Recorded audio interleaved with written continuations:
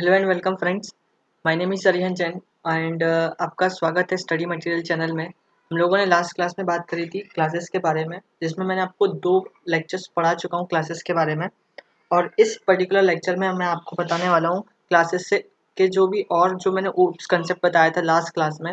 अगर वो आपने वीडियो नहीं देखा तो प्लीज़ आप वो जाके देख लीजिए, बिकॉज मैंने उसमें कई सारी प्रॉपर्टीज़ उसमें आपको बताई थी क्लासेस से रिलेटेड। सो अब आगे बढ़ते हैं और यहाँ पे मैं आपको बताने वाला हूँ कि जो आगे की जो प्रॉपर्टीज़ हैं ऊप से रिलेटेड जो प्रॉपर्टीज़ हैं वो यहाँ पे मैं आपको बताने वाला हूँ। तो चलते हैं बढ़ते हैं। तो यहाँ पे हम लोगों ने इन प्रॉपर्टीज़ के बारे में बात करी थी। मैंने लास्ट क्लास में आपको एब्स्ट्रैक्शन के बारे में बताया था और इनकैप्सुलेशन के बारे में बताया था। और मैं इस पूरे वीडियो ट्यूटोरियल में मैं 2 टॉपिक्स पे बात करने वाला हूँ। एक है static variables and methods, okay, and the next one is the inheritance. Okay, so चलते हैं अब इन 2 टॉपिक्स के बारे में बात करते हैं। सो बढ़ते हैं वीडियो में। तो यहाँ पे मैं स्टैटिक वेरिएबल्स की बात करता हूँ। तो स्टैटिक वेरिएबल्स क्या होते हैं, उसको कैसे डिफाइन किया जाता है, उसका पर्टिकुलर यूज़ क्या है, ये सारी चीज़ें मैं यहाँ पे कवर करने वाला हूँ। तो प्लीज़ ध्यान से सुनिएगा, ठीक है। देखिए यहाँ पे जो स्टैटिक वेरिएबल्स होते हैं, जैसे अगर आप किसी एम्प्लॉयज़ है या आप कस्टमर का एक एग्जाम्पल ले लेते हैं अपन। अगर कहीं पे सेल लगी हुई है, ठीक है, अगर आप किसी भी मॉल में जाते हैं वहाँ पे सेल लगी होती है और उस पर्टिकुलर सेल में कुछ रिस्ट्रिक्शंस होते हैं या कुछ रूल्स होते हैं, ठीक है। वहाँ पे ये होता है कि जैसे आपको इन प्रोडक्ट्स पे आपको 15% ऑफ होगा या 20% ऑफ होगा, या कुछ प्रोडक्ट्स पे आपको 25% होगा। सो डिफरेंट प्रोडक्ट्स के लिए डिफरेंट डिफरेंट आपके डिस्काउंट्स होते हैं, ओके। सो उन पर्टिकुलर वैल्यूज़ को आप कैसे फैच करोगे? सो आप ऐसा तो नहीं करोगे जैसे नंबर ऑफ थिंग्स है वहाँ पे वो 10 है, ठीक है, और उन पर्टिकुलर 10 थिंग्स के लिए आप उसको 10 आइटम्स के लिए आप डिफाइन कर दोगे कि ये पर्टिकुलर इसके लिए इतना डिस्काउंट है। बट आप एक ही वेरिएबल के थ्रू सारा काम कर सकते हैं, बिकॉज आपको वहाँ पे आपको हंड्रेड्स ऑफ लाइन नहीं लिखना पड़ेगा। वहाँ पे सिंपल एक वर्ड्स के एक वेरिएबल के थ्रू आप सारे डिस्काउंट्स आपको कवर कर सकते हैं। तो वो बेसिकली ये होता है कि जो स्टैटिक वेरिएबल्स होता है वो शेयरेबल वेरिएबल होता है, मतलब आप उसकी वैल्यूज कहीं भी कितने बार भी चेंज कर सकते हो और वो उस पर्टिकुलर वैल्यूज को अपने पास स्टोर करके रखेगा, ठीक है। और जो स्टैटिक वेरिएबल्स होता है वो एक क्लास का वेरिएबल होता है, ठीक है। आप ये याद रखिए कि जो स्टैटिक वेरिएबल होता है वो क्लास का वेरिएबल होता है और बाकी जो एट्रीब्यूट्स होते हैं वो एक या तो आप उस पर्टिकुलर मेथड के लिए होते हैं या आपके कुछ रेफरेंस वेरिएबल्स होते हैं, ठीक है। अब यहाँ पे आपको अगर स्टैटिक वेरिएबल को अपडेट करना हो या आप उसको एक्सेस करना चाहते हैं तो उसके लिए आपको रेफरेंस वेरिएबल मतलब ऑब्जेक्ट्स की ज़रूरत नहीं पड़ेगी, बिकॉज ये क्लास का वेरिएबल है। तो क्लास के नेम के साथ उसको एक्सेस करना पड़ेगा आपको, ठीक है। और उसके बाद में ये सेल्फ से भी अपडेट नहीं हो, जो जैसे मैंने आपको बताया था कि जो सेल्फ है वो एक आपके पास में एक रेफरेंस वेरिएबल को आपको एक्सेस करने के लिए यूज़ किया जाता है, ठीक है। तो यहाँ पे भी मैं आपको आप सेल्फ के थ्रू उसको एक्सेस नहीं कर सकते। तो आप फिर कैसे एक्सेस कर सकते हैं? तो आप उसको एक्सेस करेंगे क्लास के नेम के थ्रू।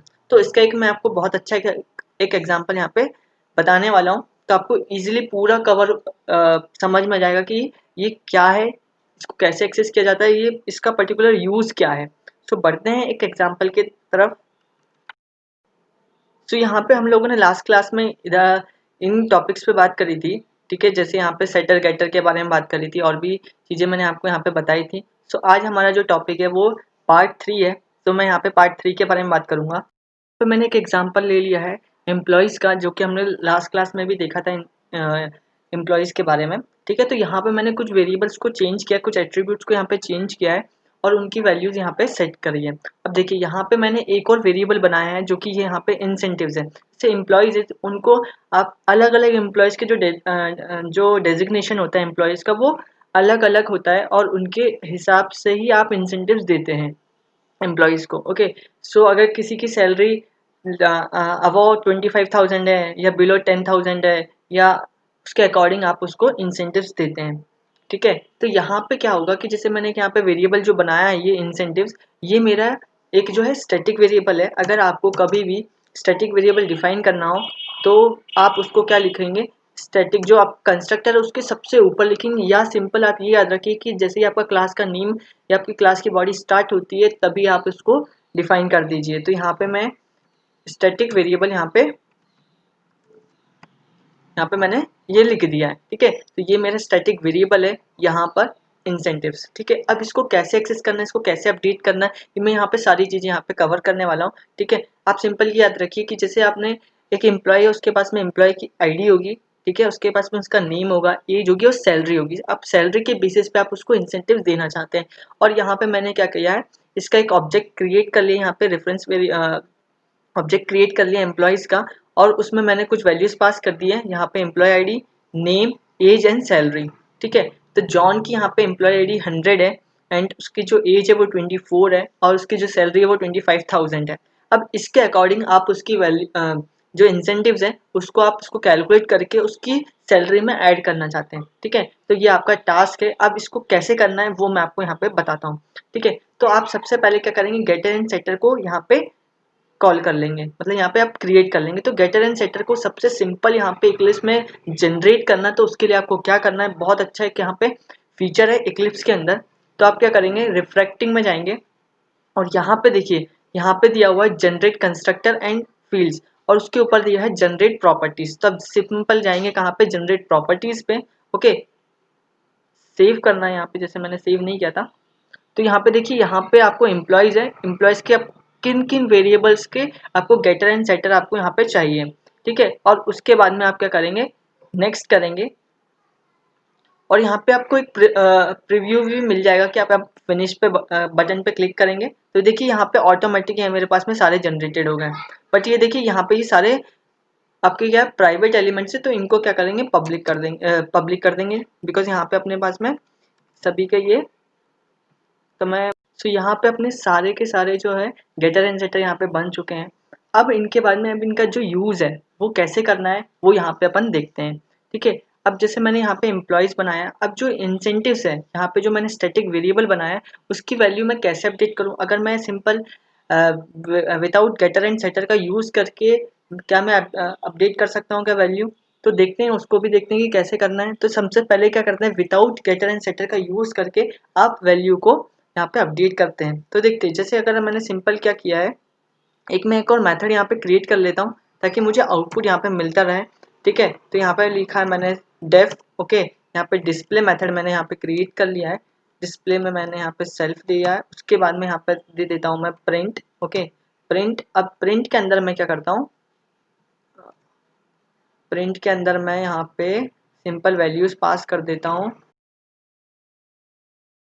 फाइंड कर दिया। अब यहाँ पे क्या करते हैं, इस मेथड को कॉल करते हैं और वैल्यूज हम यहाँ पे देखते हैं कि हमारे पास में क्या आ रही है। अब पहले तो सबसे पहले मैं क्या करता हूँ, इंसेंटिव्स की जो वैल्यू है उसको मैं अपडेट कर देता हूँ। तो यहाँ पे सिंपल क्या करते हैं, पहले तो यहाँ पे प्रिंट लिख लेते हैं, print emp1 dot display, okay. तो यहाँ पे मैं डिस्प्ले मेथड को यहाँ पे कॉल कर लेता हूँ, तो यहाँ पे मुझे आउटपुट मिल, यहाँ पे प्रिंट तो मैंने ऑलरेडी लिखा है तो मुझे यहाँ पे प्रिंट की ज़रूरत नहीं है। तो सिंपल यहाँ पे का जो इंटीजर है उसको एसटीआर में कन्वर्ट करना है। तो सिंपल आपको क्या करना है, जो यहाँ पे भी आपका इंटीजर वैल्यूज़ है वहाँ पे आपको इसको एसटीआर में कन्वर्ट करना। तो यहाँ पे लिखा मैंने STR of self dot age, यहाँ पे भी लिख देते हैं STR of self dot salary, और यहाँ पे ये चीज़ आपकी आ चुकी है, ठीक है।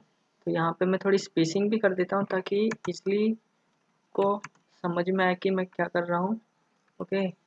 और यहाँ पे ये मेरे पास में age, name age and salary यहाँ पे आ चुकी है, ओके। सो अब देखिए यहाँ पे आपका ये चीज़ आ चुकी है। अब क्या करना है अपन को, यहाँ पे अब मुझे इंसेंटिव को ऐड करना है, उसकी वैल्यू अपडेट करनी है, ठीक है। सो अब मैं क्या करता हूँ, यहाँ पे emp1 डॉट इंसेंटिव्स, ठीक है, इज इक्वल्स टू 5 देता हूँ। अब देखते हैं कि यहाँ पे इंसेंटिव की वैल्यू यहाँ पे प्रिंट होती है क्या। तो यहाँ पे emp1 डॉट इंसेंटिव, या फिर मैं यहाँ पे सिंपल इसको ना यूज़ करके इसको मैं डिस्प्ले में अगर मैं प्रिंट करवाऊँ तो क्या होगा, प्रिंट, ओके। और यहाँ पे मैं दे देता हूँ इंसेंटिव्स, और इसके अंदर मैं क्या करता हूँ, कॉल कर लेता हूँ सेल्फ डॉट इंसेंटिव्स। क्या ये वैल्यू आ रही है क्या, देखिए आ रही है, ठीक है। बट यहाँ पे आपको सेल्फ का यूज़ नहीं करना है है ना। जो अपने स्टैटिक वेरिएबल बनाया है तो वो चीज़ यहाँ पे सेल्फ का यूज़ नहीं करना है अपन को, तब इसको कैसे यूज़ करें। ये तो एज अ वेरिएबल आपका बन चुका है, एज अ ग्लोबल वेरिएबल बन चुका है, बट आप यहाँ पे अब क्या करना है, आपको स्टैटिक क्रिएट करना है। तो स्टैटिक कैसे क्रिएट करेंगे आप, चले वो देखते हैं यहाँ पे। तो देखिए यहाँ पे अगर आपको स्टैटिक वेरिएबल डिफाइन करना है या उसको यूज़ करना है तो सबसे सिंपल आपको क्या करना है, सबसे पहले ये जो स्टैटिक वेरिएबल बनाया है ये आपका पब्लिक हो गया, तो आपको उसको क्या करना पड़ेगा, पहले प्राइवेट करना पड़ेगा। तो प्राइवेट करने के लिए आपको सिंपल क्या करना है, सबसे पहले आपको यहाँ पे जाना है स्टैटिक वेरिएबल के पास ऊपर, और यहाँ पे इसको डबल अंडरस्कोर लगा देना है। ठीक है, अब यहाँ पे क्या करेंगे अपन, जहाँ जहाँ आपने गेटर में भी यूज़ किया है जो स्टैटिक वेरिएबल है उसको भी अपन ऐसे ही करेंगे। ठीक है, और यहाँ पे भी आप इसको ऐसे ही करेंगे। बट अभी ये जो है, अभी अपन ने गेटर सेटर का यूज़ नहीं किया, वहाँ पे भी मैं आपको चीज़ें बताने वाला हूँ कि आपका क्या वहाँ पे आपकी क्या प्रॉब्लम आने वाली है। ठीक है, तो अभी आप देखिएगा, मैं आपको आगे बताने वाला हूँ। ठीक है, और उसके बाद में यहाँ पे ही आ गया। ठीक है, अब देखिए यहाँ पे आपके पास में क्या है, जो आपने यहाँ पे सेल्फ के थ्रू यूज़ किया, बट आपको सेल्फ के थ्रू यूज़ नहीं करना है, इसको आपको क्लास के नेम के थ्रू यूज़ करना है। ठीक है, तो अब यहाँ पे देखिए आपका जो आउटपुट है वो 0 आ चुका है। अगर सपोज मैं यहाँ पे बाहर अगर इसको अपडेट करना चाहूँ क्लास के नेम के साथ में, तो मैं कर सकता हूँ कैसा, देखते हैं कि यहाँ पे आपने अपडेट तो किया बट यहाँ पे आपकी वैल्यू नहीं आई है। जैसे यहाँ पे मैंने आपको अपडेट किया, यहाँ पे आपने 5 इंसेंटिव को 5%, बट यहाँ पे जो वैल्यू है वो प्रिंट नहीं हुई है यहाँ पे। सो अब इसको आप कैसे अपडेट करेंगे, कैसे क्या करेंगे, तो यहाँ पे अब अपने पास आता है जो बेसिक है वो है गेटर एंड सेटर। तो उसके लिए क्या करना है आपको, सबसे पहले तो यहाँ पे जो गेटर एंड सेटर है, जैसे यहाँ पे मेरे पास में सेटर है इंसेंटिव्स का, तो उसके आगे आपको क्या करना है, स्टैटिक, अब स्टैटिक, ठीक है, at the rate static method. तो यहाँ पे अपन क्या करेंगे, यहाँ पे हम यूज़ करेंगे डेकोरेटर्स का।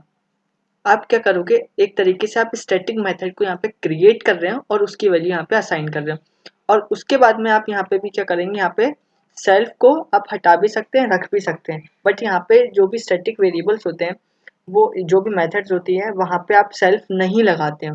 ठीक है, बिकॉज जो अपने स्टैटिक वेरिएबल से होते हैं वो क्लास इंडिपेंडेंट होते हैं। तो यहाँ पे अपन जहाँ पे भी अपने स्टैटिक मेथड लगाया उसको हटा के आप इसको नेम के थ्रू यूज़ कर लेंगे। तो ये मेरा स्टैटिक मेथड हो चुका। ठीक है, अब ऐसे ही आप क्या करेंगे, गेटर में भी करेंगे।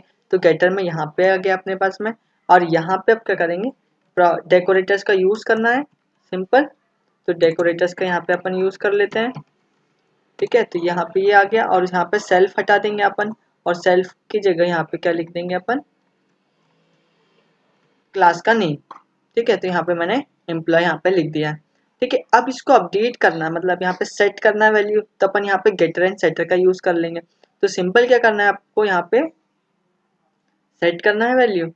तो इसकी इस लाइन की जगह पे अपन क्या करेंगे, सिंपल emp1, या आप क्लास के नेम के थ्रू एक्सेस करते हैं, बिकॉज यहाँ पे आप ऑब्जेक्ट इंडिपेंडेंट होता है। तो यहाँ पे लिखेंगे एम्प्लॉय डॉट सेट, और यहाँ पे सेट हो गया है इंसेंटिव्स, और इसके अंदर वैल्यू दे दी मैंने 5। तो देखिए आप यहाँ पे वैल्यूज क्या आ गई मेरे पास में 5। तो इस तरीके से आप सेट कर सकते हैं। कहना स्टैटिक मेथड बना दिया है। अब मुझे क्या करना है, मेरा मोटिव क्या है कि मुझे अब सैलरी को अपडेट करना है एज माय रिक्वायरमेंट। ठीक है, सो यहाँ पे अब मैं क्या करूँगा, अगर इंसेंटिव्स की जो मतलब जो सैलरी बेसिस पे मैं इंसेंटिव्स प्रोवाइड करने वाला हूँ। ठीक है, तो मैं अब इस डिस्प्ले मेथड के अंदर, या मैं एक और मैं क्या करता हूँ, यहाँ पे एक और मेथड क्रिएट कर लेता हूँ।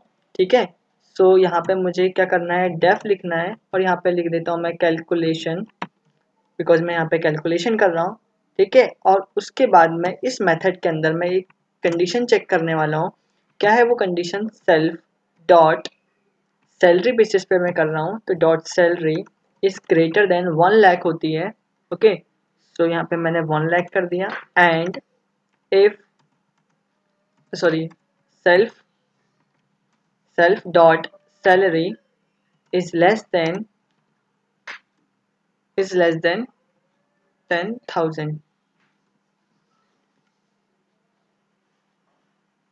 कंडीशन मैंने यहाँ थोड़ी सी चेंज कर देता हूँ, बिकॉज यहाँ पे 10,000 से ग्रेटर देन होनी चाहिए और 1 लाख से कम होनी चाहिए, लेस देन 1 लाख। एंड ठीक है, अब यहाँ पे क्या करते हैं, अब ये कंडीशन मैंने लगा दी। अब उसके बाद में क्या करना है मुझे, अब यहाँ पे अपन को सैलरी को अपडेट करना है, ठीक है। तो उसके लिए क्या करना है अपन को, self dot salary, okay, plus equals to, because मुझे सैलरी में ऐड भी करना है जो भी मैं मेरा जो इंसेंटिव्स का मल्टीप्लिकेशन, जो भी मेरा इंसेंटिव्स की वैल्यू आएगी उसके अकॉर्डिंग मुझे यहाँ पे अपडेट करना है मुझे मेरी सैलरी को, ओके।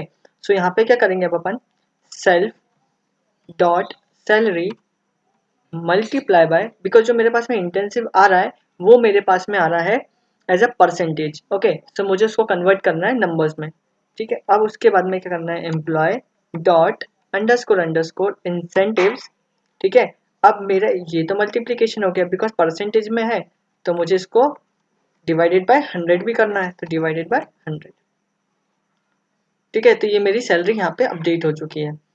अब यहाँ पे क्या करना है, ये जो मेरी सैलरी आ चुकी है, सेट हो चुकी है, अब इसके अकॉर्डिंग मुझे सैलरी को अपडेट करना है। यहाँ पे मेरी ये होगी, अब यहाँ पे सेल्फ डॉट जो मेरा मेथड है उसको मैं कॉल कर लेता हूँ, तो जो कैलकुलेशन मेथड है, तो employ emp1 dot calculation, okay. तो यहाँ पे ये मेरे पास में कैलकुलेशन यहाँ पे कॉल हो चुका, इंसेंटिव्स की वैल्यू क्या आ गई। अब यहाँ पे देखिए जो सैलरी है मेरे पास में अपडेट हो चुकी है एज माई इंसेंटिव्स वैल्यू, ठीक है।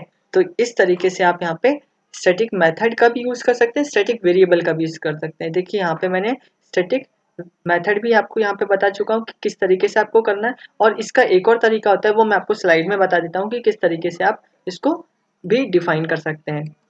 तो ये इस तरीके से आप स्टैटिक वेरिएबल्स को डिफाइन कर लीजिए ताकि आप इसको प्राइवेट बना दीजिए, बिकॉज यहाँ पे जो भी आपकी कंडीशन होती है उसके अकॉर्डिंग आप इसको प्राइवेट भी बना सकते हैं, पब्लिक भी बना सकते हैं, ठीक है। और ये जो स्टैटिक मेथड है आप इसको क्लास के नेम के थ्रू एक्सेस कर सकते हैं। बढ़ते हैं वीडियो में, देखते हैं कि हमारे पास में नेक्स्ट कंसेप्ट क्या है।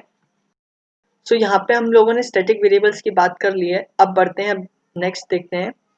सो यहाँ पे मैं स्टैटिक मेथड को भी आपको मैंने बता चुका हूँ, बस यहाँ पे थोड़ा ब्रीफ में आपको और बता देता हूँ, ठीक है। यहाँ पे since static variable is object independent, we need a way to access the getter and setter without an object, okay.